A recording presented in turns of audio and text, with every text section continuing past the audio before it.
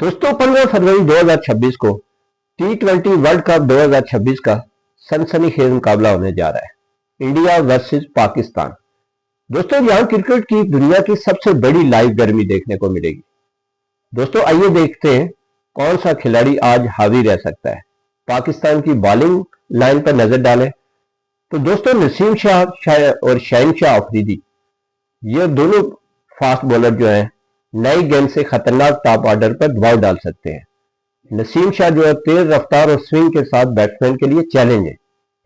अगर स्पिन की बात करें तो इब्रार अहमद और उस्मान तारिक हैं जो दरमियानी ओवर में विकेट लेने की सलाहियत रखते हैं।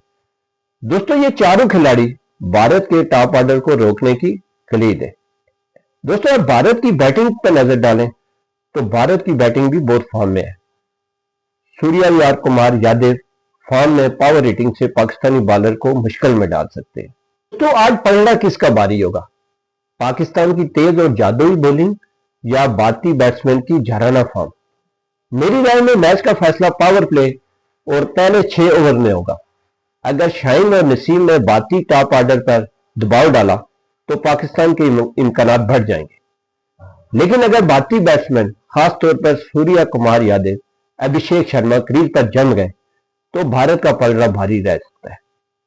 दोस्तों आपकी क्या राय है, कमेंट में जरूर बताएं। आज हावी कौन होगा, बॉलर या बैट्समैन? अपनी राय हमें जरूर बताएं और हमारे चैनल को सब्सक्राइब और वीडियो को लाइक जरूर करें।